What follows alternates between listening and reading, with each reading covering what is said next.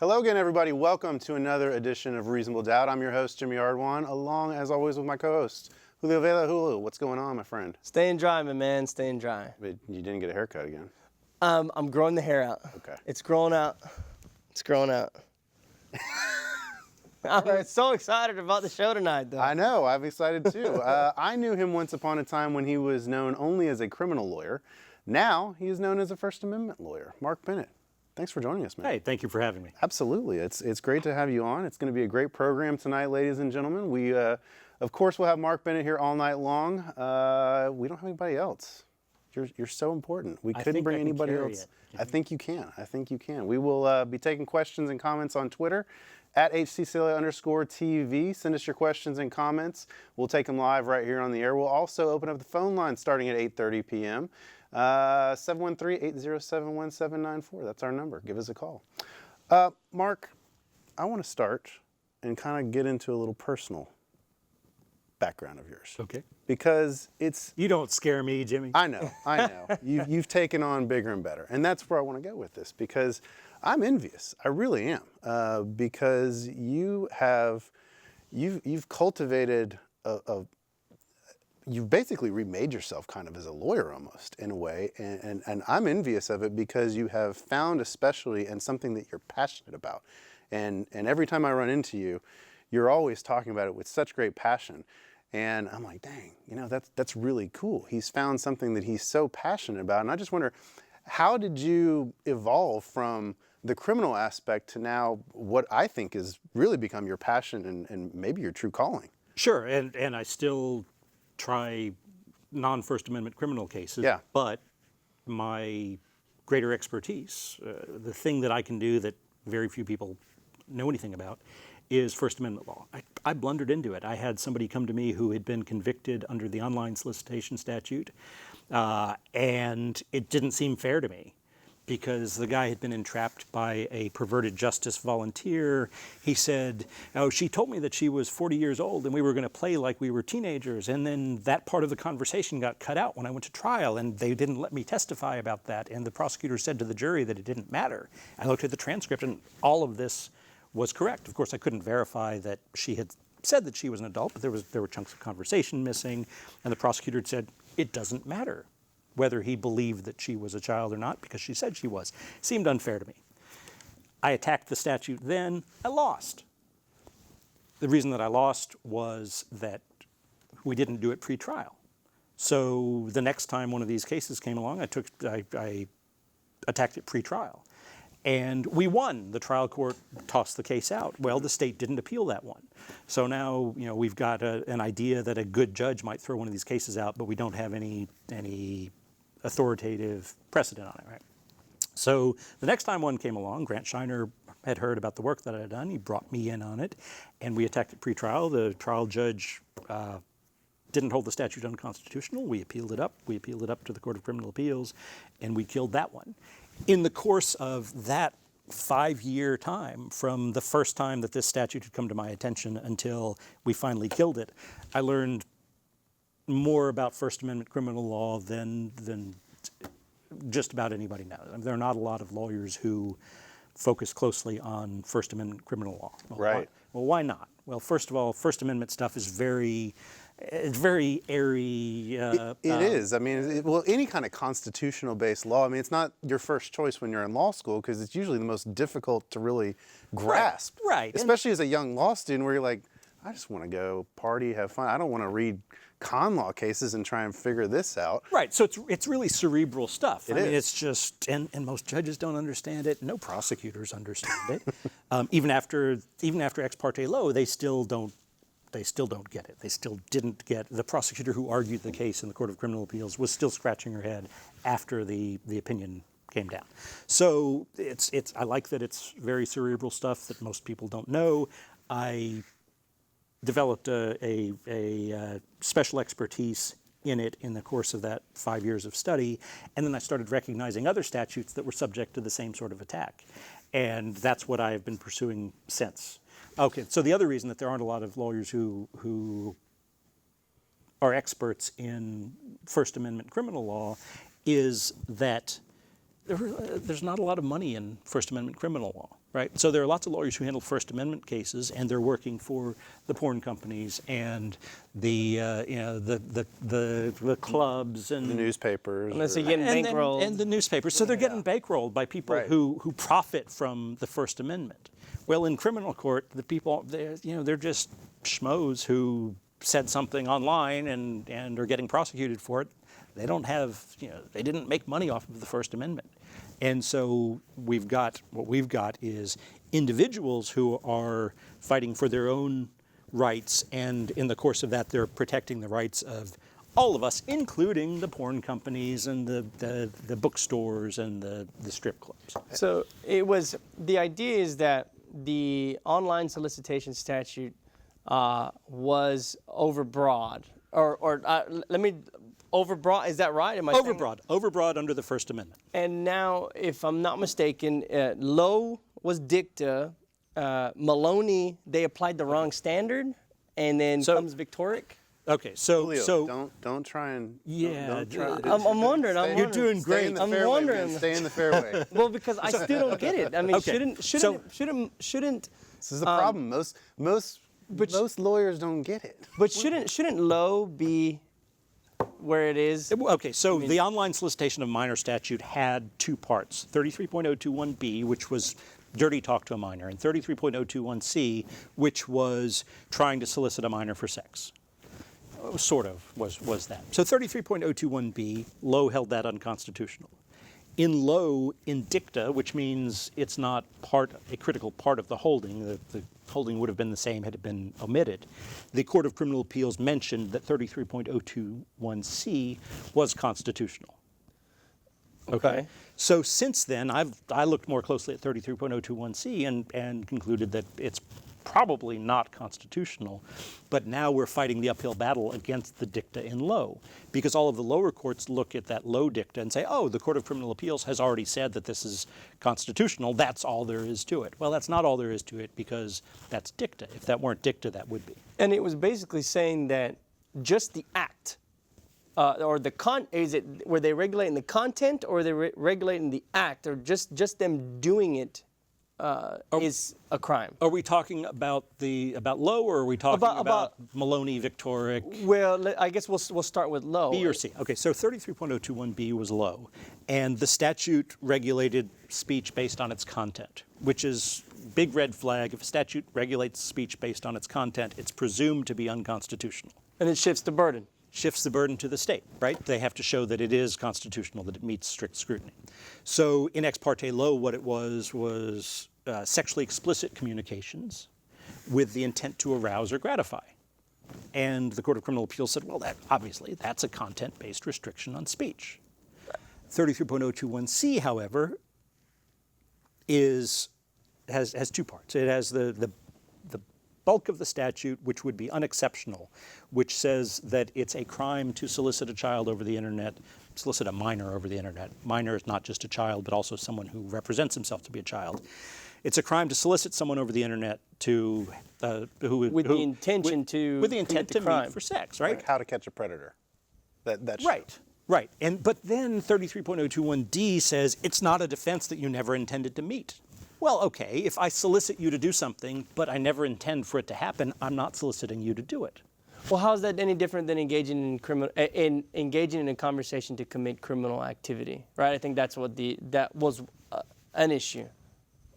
Well, right. So what the Court of Criminal Appeals said in dicta in Lowe was that statute governs conduct rather than speech.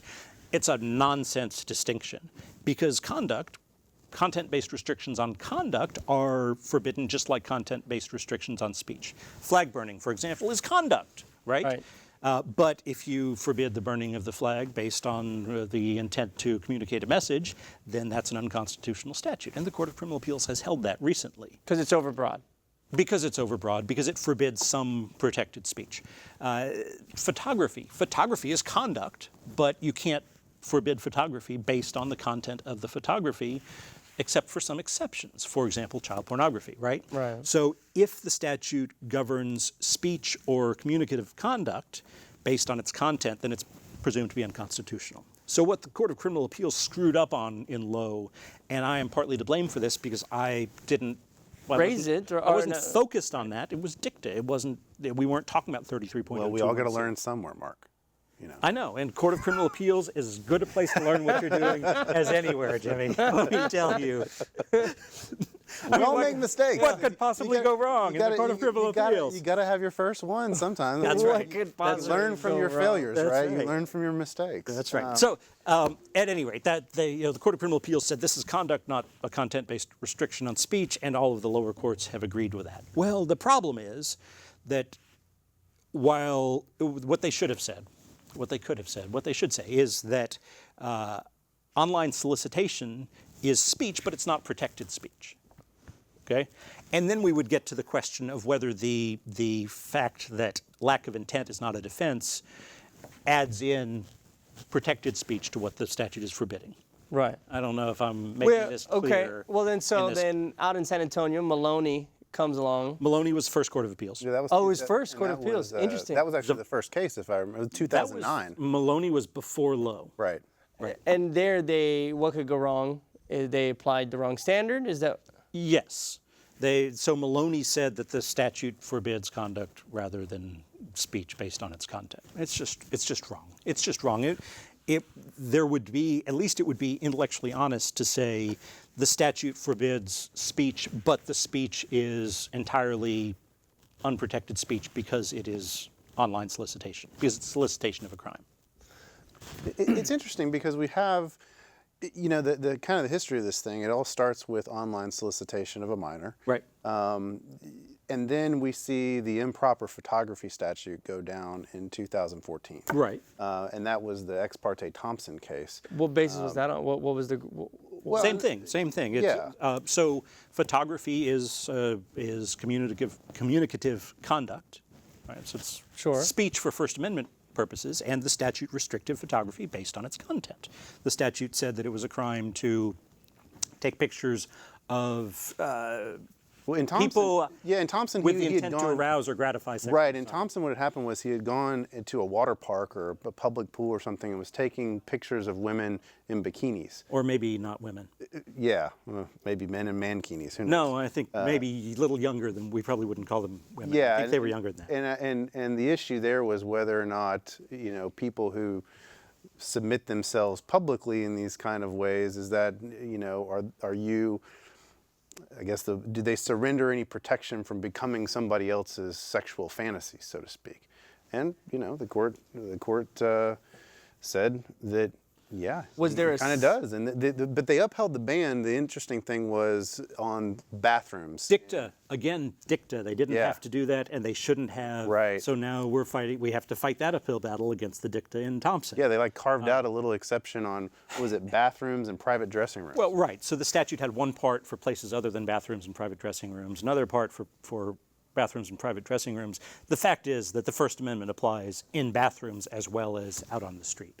So there is no principled First Amendment reason to treat photography in a bathroom differently than photography on the street. Yeah. Was there a similar intent is no defense language? No. Really? Well, in these cases, I like to call them, because of the nature. I mean, we get them overturned, and people obviously, you know, people don't like the actions of these Right. of these people. Again, going back to what you said, it's not exactly like these people are, you know, you're standing up for the rights of people that everybody wants to come to their defense. Well, right. So I said, I was explaining it to somebody one time. I said, you know, it's creepy, but it's not criminal. Well, but It's essentially what it is. but then again, you know, an adult should be able to do this with an adult and play talk or enjoy themselves. I mean, Right, and that's my argument with regard to the online solicitation statute, the other part of it, the part that the Court of Criminal Appeals didn't hold unconstitutional in Lowe. And as an aside here, the legislature then changed the statute as of September 1st, 2015. So we're only talking about cases where people committed the conduct before September 1st, 2015. As a result, we're getting a dwindling number of possible attacks on the statute, right? Because they're not charging anybody else based on conduct before that time. But the argument is that because the statute excludes as a defense the lack of intent to meet, and excludes as a defense fantasy. That is, it explicitly says it's not a defense that you were engaged in fantasy at the time of the conduct, that the statute captures age play. That is, grown-ups talking with each other, and you and me, and we say, hey, let's pretend to be 15-year-old football players. Okay, I'm the tight end, I'm the quarterback. Hey, let's mess around in the locker room pitch, after. shot catch. Right. Yeah, exactly. Right. So if I say to you, I'm 15 years old, well, I've represented myself to be 15. The statute doesn't require that you believe me. You might know that I'm 45 years old. Wow. And so you're committing a crime by talking, by trying to arrange a meeting with me for sex, even though you know that I'm 45 years old, because I've represented myself not to be. Well, and didn't one of the things they talked about in Lowe was that the language is so broad that it could basically have encompassed somebody repeating sexually explicit material that they had heard from a TV show. Sure. Sure. And I mean, that was the most absurd. It was one of the examples, but it took it to the most absurd example, really. But it was true. Right, and there were lots of popular culture examples in Lowe that made it into the opinion. Yeah. Was it Miley Cyrus? Exactly. Was in the opinion. Hey, it's my party. I can do what I want. No, get in this thing, man. What did you I think they got jealous of, was it Posner? Which one of those federal judges dropped like Ludacris into one of their Probably. opinions? So I think the Court of Criminal Appeals just got jealous. They're like, we want to put some pop stars in here. Yeah, that was Judge Cochran, who's no longer on the court, but it was a unanimous opinion. So the composition of the court has changed since then, and I've been having a lot of trouble getting any love for the First Amendment from the Court of Criminal Appeals, because in order to get into the Court of Criminal Appeals, they have to grant discretionary review, which is discretionary. So I file a petition for discretionary review. Mm-hmm. They don't have to give any reason why they're refusing it. They can just refuse it. I think it takes 4 judges to grant discretionary review. So as long as I can't find 4 judges who are so interested in the issue that they want to hear from us, they can just blow it off and let the Court of Appeals opinion stand. Now, the refusal of discretionary review is not an endorsement of the Court of Appeals opinion. It's explicitly not an endorsement of the Court of Appeals opinion. But courts of appeals look at it and say, the Court of Criminal Appeals refused PDR on Fisher. So we're going to assume that means the Court of Criminal Appeals isn't interested in it. So we're going to follow Fisher. Was there any legislators that, what's the process? Okay, so a statute gets declared unconstitutional. What happens next? I mean, does it go away? Is it immediately amended? Or are they waiting for a session? In the case of the improper photography statute and the online solicitation statute, there has been a legislative session intervening. So the legislature went back and rewrote those statutes to, they think, pass constitutional muster. This is not a binding opinion, but I think probably the rewrite of the online solicitation statute made it constitutional. I think the rewrite of the improper photography statute did not solve the constitutional problems. Okay, so By the way, your parody account is, or your parrot account, whatever he might be, is poking fun at your forehead on Twitter right now. All right, see? that is not you, yes. Proof that it is not me. However, I am not poking fun at my forehead. And you are not tweeting right now as you sit here. He's very good. I do not rule out that it's somewhere Mark Bennett's mind is controlling some computer somewhere in the universe to text and to tweet. Maybe there's some way to test this. His specific tweet says, "Forehead is hilariously wrinkled." Hey, it's my radiator. Not wrinkled forehead. It's my radiator. Look, tweeter, call in. We'd love to meet you and talk to you. Maybe we can have a little First Amendment showdown here. So 2015 was kind of an interesting year in your world because, of course, you had the Rick Perry decision come down. Right. Which most people don't know. They threw it out on First Amendment grounds. Yeah. Well, it gets lost in this whole political... I have no idea. How is this true? What do you mean, how is this true? No, how is this a First Amendment issue? I have no idea. Again, you fall into the unwashed masses, don't you? Well, he was being prosecuted for speech. Yeah. The speech happened to be a threat to do something, but it was speech. Interesting. So, and had the Court of Criminal Appeals followed the courts of appeals that have said, oh, it's conduct and not speech, they could very well have said, well, threats are not speech, they're conduct. Well, of course there's speech. Now, true threats, which are threats to commit imminent physical violence to somebody or to some group, are unprotected.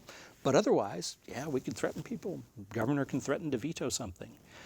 There was also the as-applied challenge, which before Perry, I'd been traveling around the state talking around First Amendment stuff and saying, look, you can't raise an as-applied challenge in a pretrial writ. But that might change. The Court of Criminal Appeals, the Court of Criminal Appeals might write a Perry exception to that, and indeed they wrote a Perry exception to that, where if you are Rick Perry, named by name in the opinions, then you, rather than petitioner, then you can make an as-applied challenge. How that will apply to other people in the future is an interesting question. Well, and it was interesting because, I mean, the speech in that case was the threat to veto the funding for the Public Integrity Unit, which has, I think they've removed it since then, but at that time it had exclusive jurisdiction in Travis County to prosecute certain types of crimes. And that was, there was a threat made that he would veto the funding for it. Which is something that he was entitled to do. Exactly. He had the legal right to do it. And that's to exactly make the what threat. the Court of Appeals. He had the legal right to veto it. That's right. But the prosecution's argument was that he didn't have the right to try to coerce her to do something by threatening to do it. And the Court of Criminal Appeals looked at it and thought of lots of other cases where politicians say, you know, if you don't do X, then I'm going to do Y. And so that's politics. That's the way things work. Now, one of the interesting things, of course, and you were on our show last year before the statute took effect, and that is the revenge porn statute.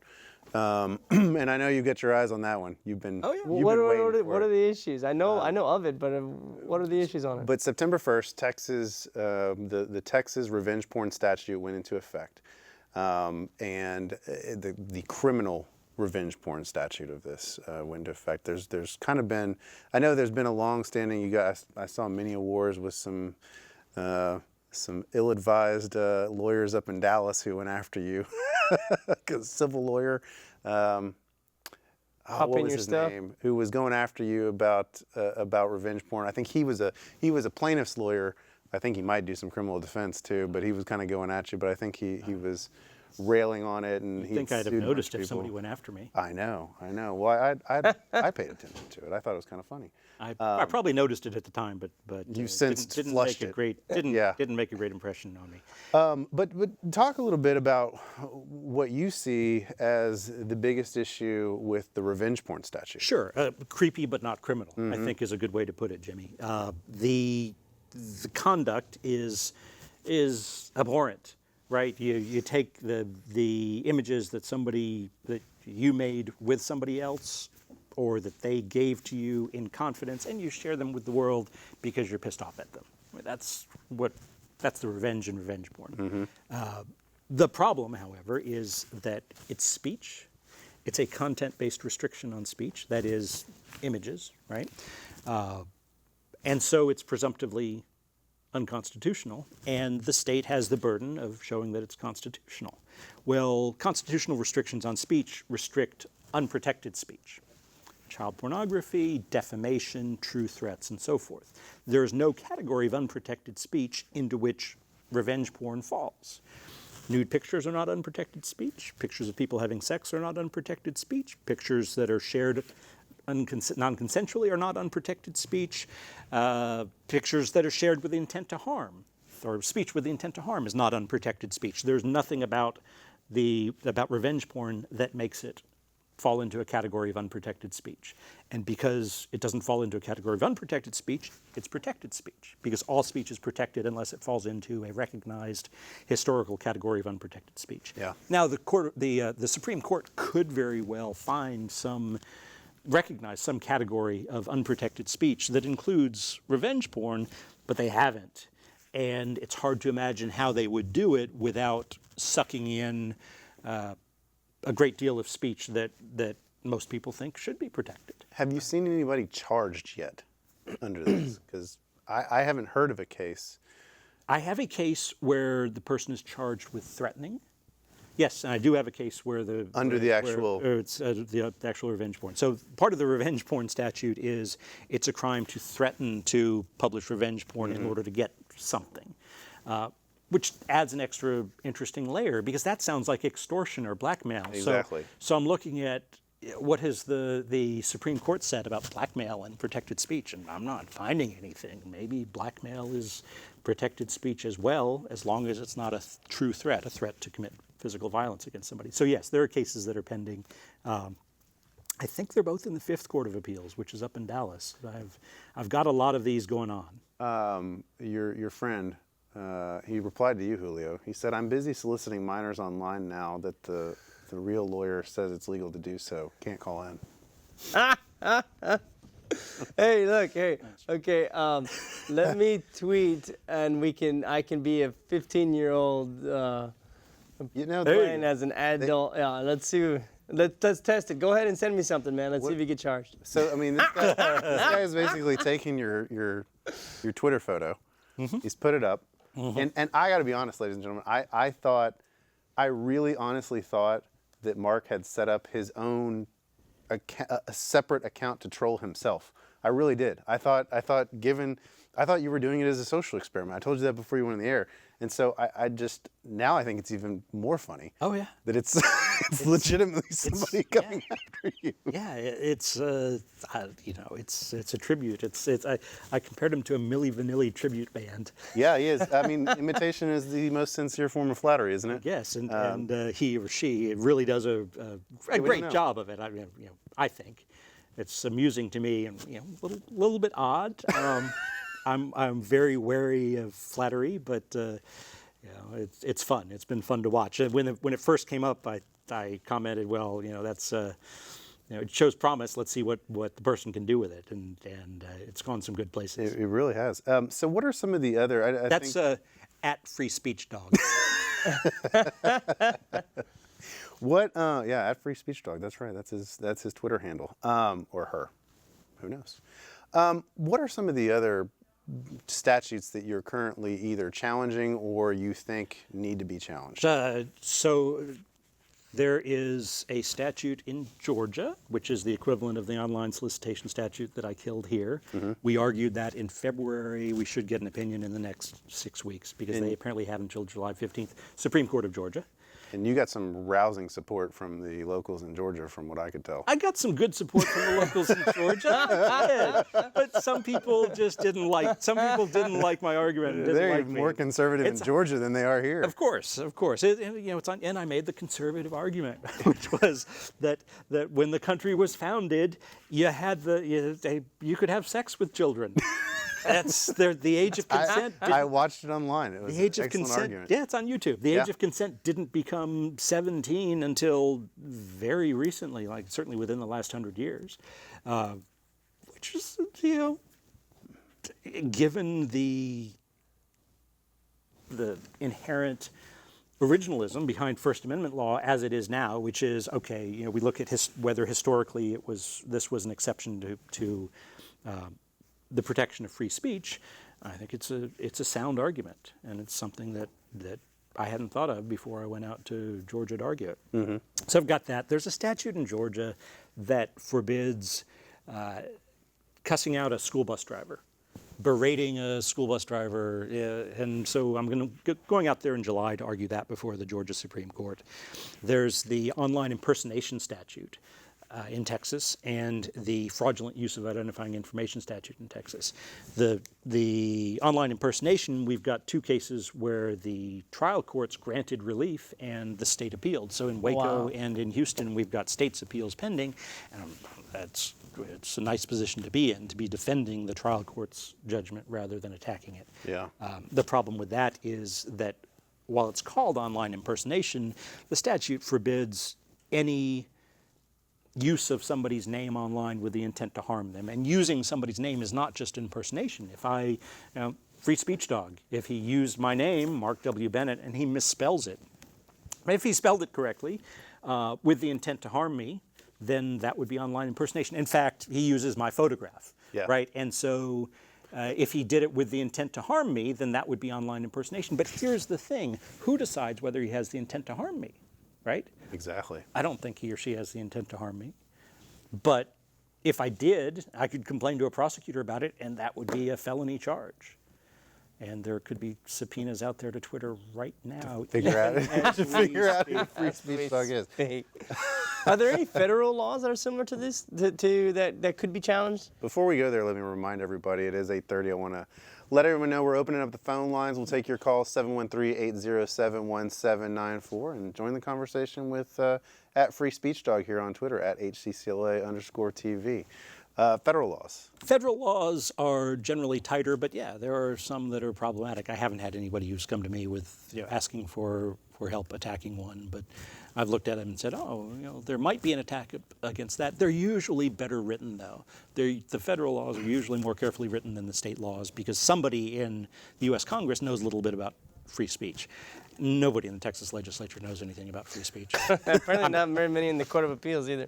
But that's another show. Well, no, not in the Court of Appeals, not in the criminal courthouse. This is really abstruse stuff, which I'm trying to simplify for everybody. Because if we have a clear understanding of how simple it really is, then the legislature will stop passing unconstitutional laws. If they want to forbid some sort of harmful speech, then they will have a better chance of writing a constitutional statute to do it. And we won't be fighting, we won't be ruining people's lives and emptying their pocketbooks over things that should never have been against the law in the first place. We open up the phone lines and we've got a call right off the bat. Let's drop it in here. Hello, welcome to Reasonable Doubt. Thanks for calling. Hi. I was wondering if it's illegal to say you want to overthrow the federal government. And I think that back in the 70s or 80s, they made some laws saying that you can't make those kind of statements anymore. Well, so you can't advocate the violent overthrow of the government, but just saying, hey, it might be a good idea, or is a patriot going to appear to take care of, to get rid of this guy if Congress won't do it on its own and he can't be impeached, is not the sort of advocacy that the Constitution allows to be forbidden. In order for the advocacy of a crime to be unprotected, it has to be advocacy of imminent commission of a crime. And then I was wondering if you want to get involved with Al Qaeda or ISIS, does the Homeland Security kind of trump any free speech or stuff like that? No, it doesn't. So there's a case going on right on that. Yep. So again, if the speech is advocating the commission of a crime or is intrinsic to the commission of the crime, then it's unprotected, right? But just saying, hey, I think Al Qaeda's a good idea would not be unprotected speech. Now, the problem is beating the rap rather than beating the ride. That is, you get charged and you have to go to court and you have to hire a lawyer, and maybe you win, maybe you don't. It's a pretty good reason not to talk even in pretend as though you think it's a good idea.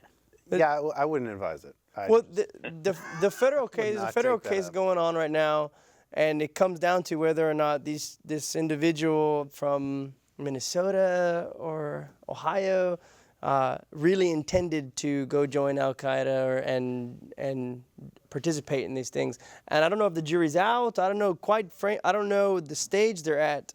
However, but it's a very interesting issue that I thought, wow, it really comes down to whether or not this guy intended or whether or not they were just talking fun. So if I get accused of trying to solicit a crime or engage in a conspiracy, it should be a defense that I didn't mean it, that I was just kidding. But that would be an as-applied defense, saying the statute is unconstitutional as applied to me because my speech was protected because I was just kidding around. I never really meant to join ISIS and go off to Syria. Right. That's a great. I don't know. That's good. That's good. I don't know. I mean, I'm not going to be the test case. I mean, let's see if we can get something working right now. That was a great phone call. Very good question. Very good question. Mm-hmm. I want to get to one of the current event topics that I'd like to talk with you about this evening, and that is the first one being this PayPal founder, Peter Thiel, funding. It's come out last week, I guess. that he funded the Hulk Hogan lawsuit against Gawker. Right. And from what I've been able to tell, he's paid upwards of $10 million. And the interesting thing here, for those who don't recall, we kind of talked about it on this show, but Hulk Hogan, of course, went to trial against Gawker Media for posting online a sex tape where he was recorded having sex with his best friend's wife. It then got published. He sues Gawker Media, and ends up winning a $140 million judgment. But why? Isn't that content or conduct? Content? Content, isn't It's that? definitely content. There's no doubt about that. Why is that not protected? Or why is that unprotected? Right. So I think it probably is protected, and I think if it were a case in the U.S. Supreme Court, I think we would find out either that it is protected or that there is some previously unrecognized category of unprotected speech into which it falls. I think it's protected speech. The problem, however, with a civil lawsuit is that you can't make the sort of pre-trial attack on the theory of liability that you can in a criminal case. Because in a criminal case, you have a statute that forbids a certain kind of speech, and then you can go in pre-trial and say that statute is overbroad. In a civil case, you don't really have that procedural avenue to attack whatever the theory of liability is. And so by the time you get to a real decision on whether the speech was protected or not, you've already got a $140 million judgment against you, and you've got to post a bond probably to even appeal. So you've got monetary issues. I hope that they have. Apparently, somebody has come in to fund the Gawker? the defense to fund Gawker Yeah, and I just saw a blurb about that, but and amicus. No, somebody was going to pay. Somebody was going to fund the amicus, not to represent Gawker, but to file a brief on behalf of those whose interests are affected by Gawker. And the interesting thing here, and Mark, Another billionaire. I don't remember who that was. Yeah, now it's become who has the greater war chest on this deal. Yeah. Well, I mean, they're publishing things about secret things about people all the time. I mean, exactly, and that was the whole point. Thiel, the founder of PayPal, who was one of the first investors in Facebook, made a ton of money. They had written some very ugly stuff about him, outing him as gay before he ever even came out on anything. So he's apparently had. They've known he's had it in for them for a long time.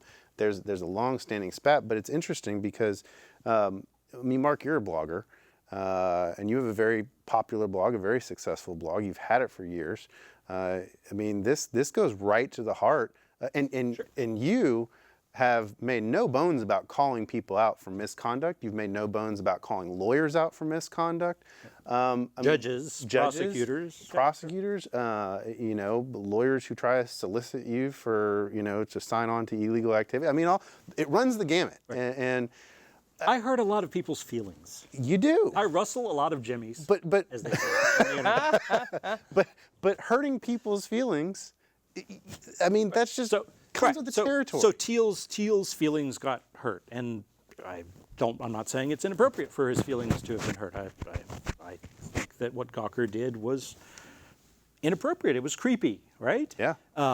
But again, we come to the point where we have to say, okay, that's inappropriate, and there ought to be at least social sanctions for it. But at some point, we have to draw the line on what we punish with the law, and we want to draw that line as far from the speech that we think is beneficial as possible, right? Because if we just say, okay, everything that I think is beneficial is protected, but nothing else, well, then what's to stop the next guy from saying, well, Bennett, I don't think that category of speech that you think is beneficial, I don't think that's beneficial. So if the rule is going to be only beneficial speech is protected, then, well, today I'm deciding what's beneficial.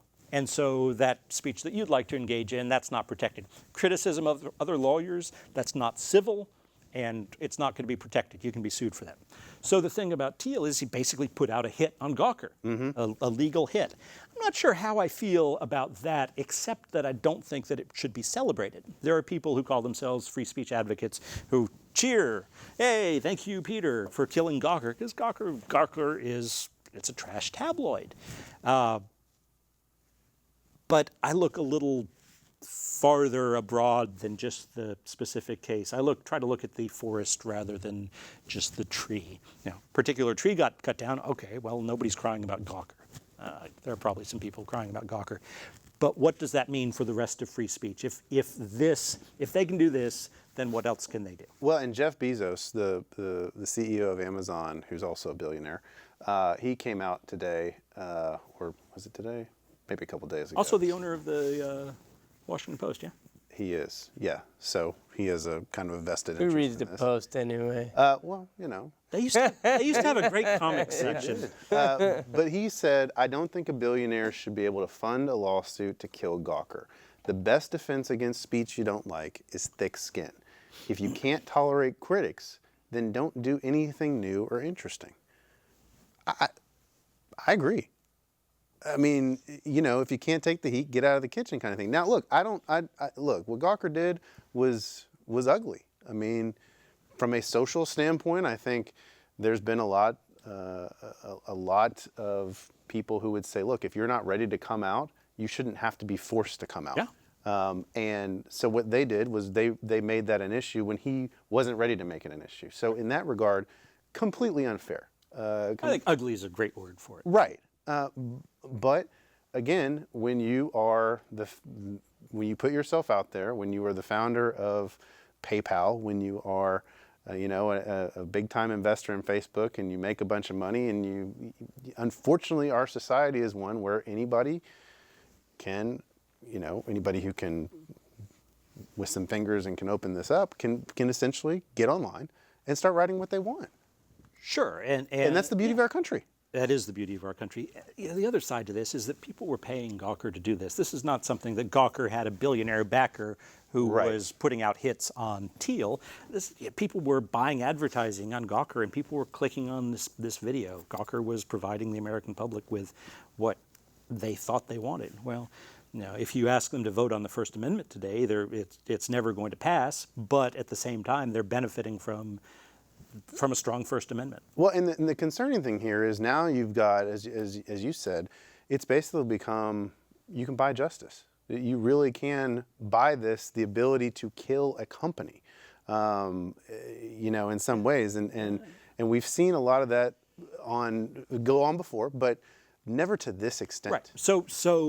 So if I sue you one time, you've got to hire one lawyer in one court, and you file one motion for summary judgment, one slap motion, and the case gets kicked out, and you get your lawyer's fees. If I sue you 100 times with 100 different plaintiffs in 100 different courts, there's no way you can defend yourself. There's no way you can defend yourself, because if I'm willing to put $100 million into attacking you, you're going to have to spend $200 million defending yourself. Right. So now something interesting has come up right around the same time as this Gawker suit. Have you seen WeSearcher? I have not. No. So WESEARCHR, it's a site where investigative research can be crowdsourced. So somebody puts up a contract on WeSearcher, says, I will pay $10,000 for information that so-and-so has committed a felony. And then other people can contribute to the bounty. And then once the bounty is made, once enough people have donated the money that the money is there in the bounty, then whoever comes up with acceptable proof that so-and-so has committed a felony gets the money. Wow. So right after this, after the Peter Thiel thing hit the news, on WeSearcher, somebody posted a bounty for information about Nick Denton, who is the president of Gawker, having committed a felony. Wow. So there's interesting stuff going on, and the First Amendment protects WeSearcher just like it protects Gawker. Interesting. We got another phone call coming in. Let's jump over the phone lines. Hello, welcome to Reasonable Doubt. Hey, gentlemen, how y'all doing tonight? We're doing great. How are you? Great, thank you. It's been good. I hate to jump back to an earlier topic, but my friends and I were sitting watching the show. No problem. We were wondering why isn't the Texas drone photography statute unconstitutional? I think it is, or was it?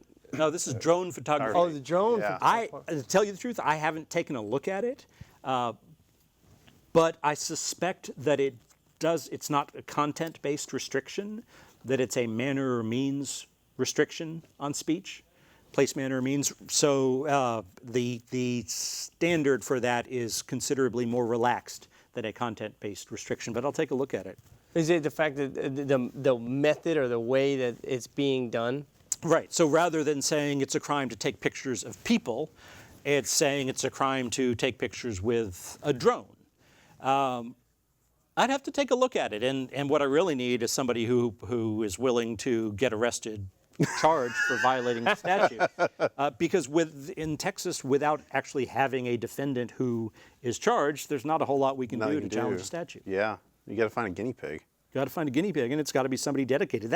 The hero of the Lowe case was not me; it was Mr. Lowe, who was willing to put the time, the energy, and the money into making the world a better place by freeing us to talk dirty to children. Well, from not screwing up the First Amendment. Yeah, right. I mean, that's what because it makes a great point that, adults should be able to engage and do whatever they want to do. If they want to have dirty fantasies or do it or talk dirty or do whatever they want to do, they shouldn't be, the net shouldn't be so wide that you could be an adult and engaging in constitutional free speech shouldn't run the risk of that being a problem. At Free Speech Dog, even though he or she can't call in, is very busy on the Twitter tonight. Oh yeah. Wants to know why there are no women on the show. Yeah. We've tried to address that issue. We really have, and we're searching for searching for female for a guests doctor to come help on. JV transition. That's funny. That's funny. It's only He's growing the hair. He's growing the hair. I'm growing it out, man. I'm growing it out. Have you considered super glue? No, I've been in touch shave with the Adam's apple Caitlyn next. Jenner. Yeah, him and I, or her and I, are talking. Free Speech Dog also wants to know why why don't any of you have that annoying Texas drawl? Well, I'm Mexican. Like the judge in the Trump University. Yeah. You're a coon ass. I am a coon ass by origin, and so I lost that and never gained this. So. and I'm a cosmopolitan. There it is. That there answers it your is. question. Okay, Let's put on the drawl for him. Yeah, all let's right? put on the drawl. We can do it. Next topic I want to get to is this Nevada judge. So this judge out in Las Vegas. Right. He handcuffs this public defender in court, and obviously there are always two sides to every story. She gets a little mouthy with him. He gets a little mouthy back, and of course he's the one in the black robe, so guess who wins that battle? Right. Puts her in handcuffs, I think puts her over in the jury box, makes her wait over there while he goes ahead and sentences her client without her by her side.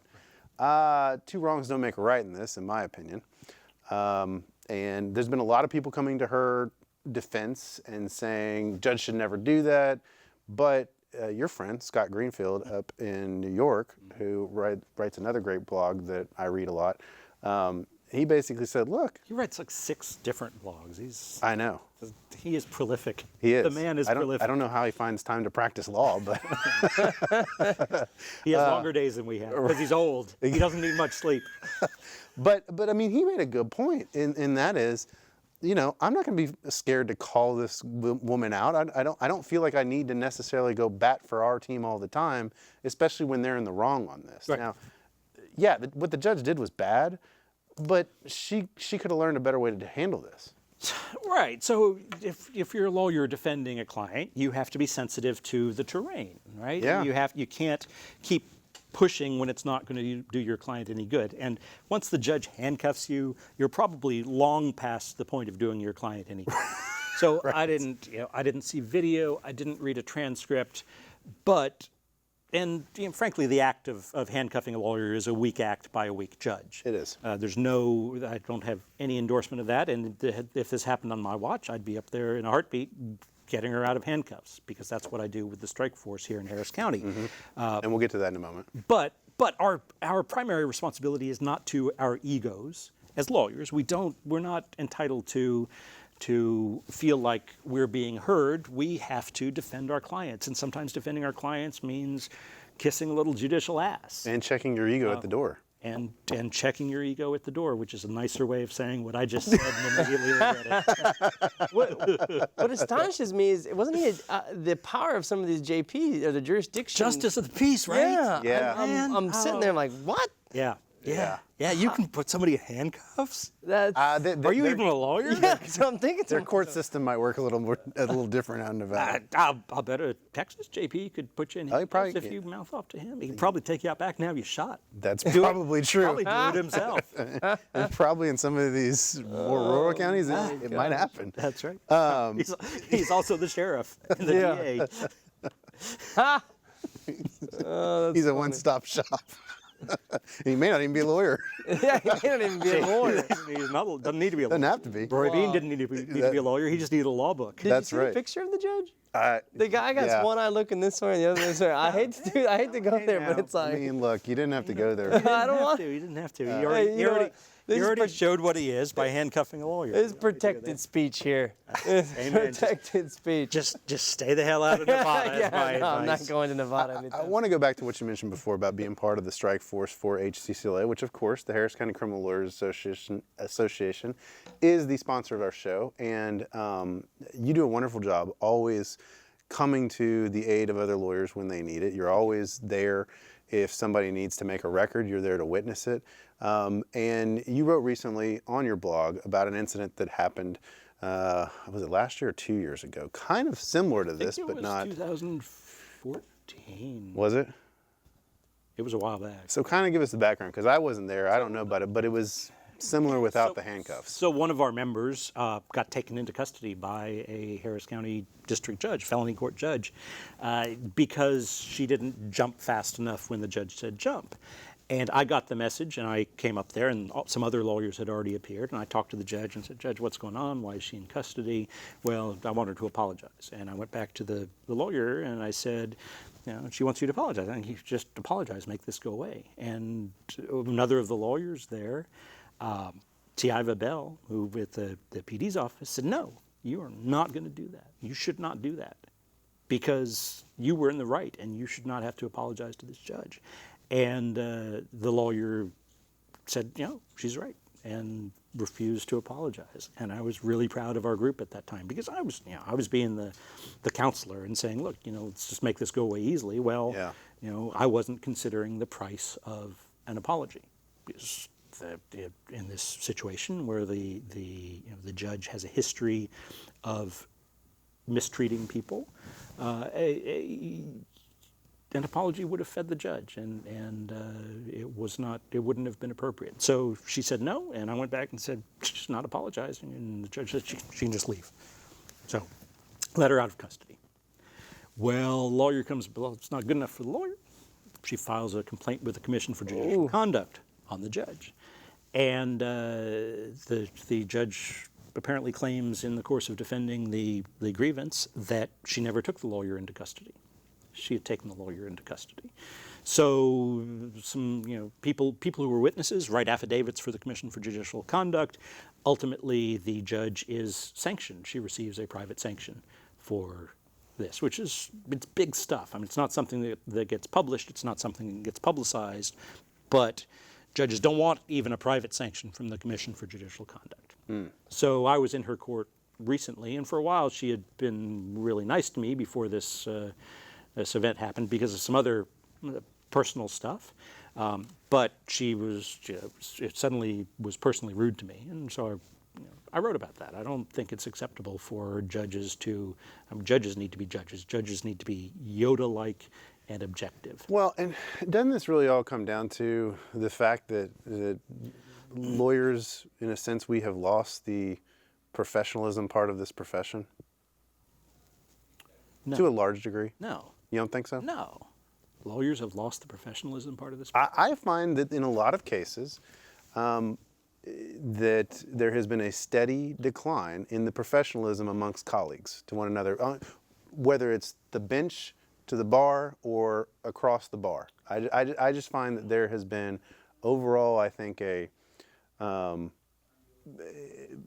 steady decline in just overall professionalism. Think so. I think there are pathological cases where there are lawyers who don't have a sense of professionalism, who take it personally, lawyers and judges who take it personally, who are rude, who don't treat human beings like creatures worthy of respect. But I think it's a few pathological examples, at least in the criminal defense bar, in the criminal courthouse, I should say, rather than a widespread trend. And it may be that we're noticing it better because there are people willing to call it out now where there once were not. That may be. 15 years ago, nobody would have written about that judge. Nobody would have filed a complaint about that judge. There would have been no strike force appearing in that judge's court. So it may be that we know more about it, that we see more of it because of the web, because we don't have to be afraid. Well, you might be right on that. Now, you have convinced me. Well, look at the table right. here. JV's a really young lawyer. You're a slightly older lawyer, and I'm ancient. And I don't think that there's a difference in professionalism from one end of the table to the other. I think that everybody here has been brought up right to treat the client as job one, and then do the best job possible on behalf of the client. Well, but I think there are people who, there are people who care more. Both of us, we have, I don't want to say we've always done it the right way, but we've cared enough to try to learn how to do it the right way.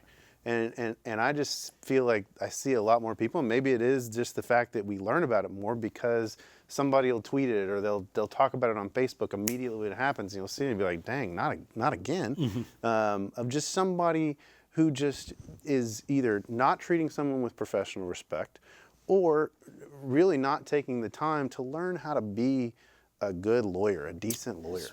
Right. So young lawyers are coming out of law school with $150,000 in law school debt or more, and in our corner of the world, they're coming out and they're trying to make a living as solos, which is a really hard thing to do. And corners get cut. And then there's a race to the bottom because one guy advertises on his website that he has 10 years of experience when in fact he has 3. And then somebody else sees that and says, man, I know that guy doesn't have 10 years of experience. Maybe I can find something else that I can say about myself that will attract the clients. And then it's just boom, boom, boom, boom, boom. Because a lot of people are desperate. Speaking of being professional, I want to make a correction. A couple weeks ago, I said Fox Curl challenged the protective Brady notices. In other words, the DA is now filing a protective or a gag order on Brady notices of officers so that you cannot talk about any sort of issues with the cop that's been revealed to you with other defense lawyers or anything else. I said it was Fox Curl. I gave Fox Curl the credit for challenging that on First Amendment grounds in Fort Bend. It was actually Lee Cox. And so while we're on the discussion of First Amendment, apparently Lee Cox challenged the grounds, the gag order on the protective order for the Brady notice on First Amendment grounds. And I think we're wrapping up here, but I haven't seen the gag order. Sounds like nonsense to me because they have to provide you with the Brady notice. They can't put conditions on that. They can't. You can't. If they have to constitutionally give it to you, they can't say, "Oh, you can't have this if you're going to share it with other people." Great topic. And on that note, we are done for tonight, ladies and gentlemen. Mark Bennett, you are going to have a treat reading your Twitter feed when you leave here. Thanks, Jimmy. Thanks, JV. Hey, it's a pleasure to have you on the show. It's a pleasure to be here. It was a great time. I know I was anathema for a year or so. No. I was. We love having you on. We're going to get you on again. So we'll have a talk about history here. That's right. That's all we have tonight, ladies and gentlemen. Tune in next week. We'll see you.